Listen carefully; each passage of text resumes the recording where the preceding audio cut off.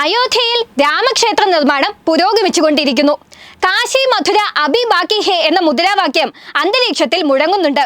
മധുരയിലെ ശ്രീകൃഷ്ണ ക്ഷേത്രത്തോട് ചേർന്ന് കിടക്കുന്ന ഷാഹി ഈദ്ഗാഹും കാശി വിശ്വനാഥ ക്ഷേത്രത്തിനടുത്തുള്ള ജ്ഞാൻവാപി പള്ളിയും തകർത്ത് ആ സ്ഥലം ക്ഷേത്രങ്ങൾക്ക് വിട്ടു നൽകണമെന്നാണ് സംഘപരിവാറിന്റെ വാദം. രണ്ടിടത്തും ക്ഷേത്രങ്ങൾ നിലനിന്നിരുന്ന സ്ഥലത്താണ് പള്ളികൾ നിർമ്മിച്ചതെന്നാണ് അവകാശപ്പെടുന്നത്. ഇതിൽ ഉത്തർപ്രദേശിലെ മധുര ഈദ്ഗാഹ് പള്ളി പരിശോധിക്കാൻ കമ്മീഷണറെ നിയമിക്കാൻ അലഹബാദ് ഹൈക്കോടതി ഉത്തരവിട്ടു. ഈ ഉത്തരവ് സ്റ്റേ ചെയ്യണമെന്ന ആവശ്യം സുപ്രീം കോടതി അംഗീകരിച്ചില്ല.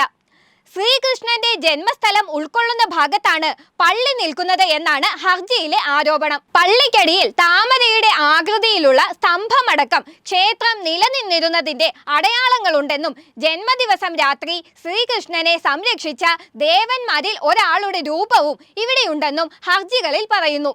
മുഗൾ ഭരണാധികാരി ഔറംഗസേബിന്റെ കാലത്താണ് ഈ പള്ളി നിർമ്മിച്ചത് എന്നും ആരോപിക്കുന്നു. നേരത്തെ ജ്ഞാൻവാപി പള്ളിയിൽ സർവേ നടത്താൻ കോടതി അനുവദിച്ചിരുന്നു.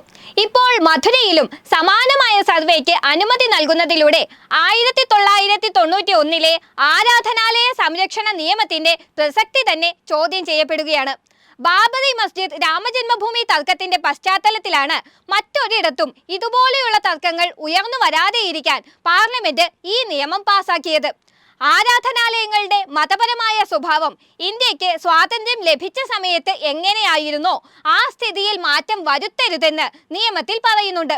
അയോധ്യ തർക്കത്തെ മാത്രമാണ് ഈ നിയമത്തിൽ നിന്നും ഒഴിവാക്കിയത്. ജ്ഞാൻവാപിയിലും മധുരയിലും സർവേക്ക് ഉത്തരവിടുന്ന കോടതി തന്നെ നിയമം ലംഘിക്കുകയാണ്. അയോധ്യയിൽ ക്ഷേത്ര നിർമ്മാണം ആരംഭിച്ചതോടെ കാശിയും മധുരയും ഉണരുകയാണെന്ന് UP മുഖ്യമന്ത്രി യോഗി ആദിത്യനാഥ് കഴിഞ്ഞ വർഷം പറഞ്ഞിരുന്നു. ഇതിനു പുറമെ ത്രിപുരയിലെ രാജ്നഗറിലെ പള്ളി ജഗന്നാഥ ക്ഷേത്രമാണെന്നും ഹിന്ദുത്വവാദികൾ അവകാശവാദം ഉന്നയിക്കുന്നുണ്ട്.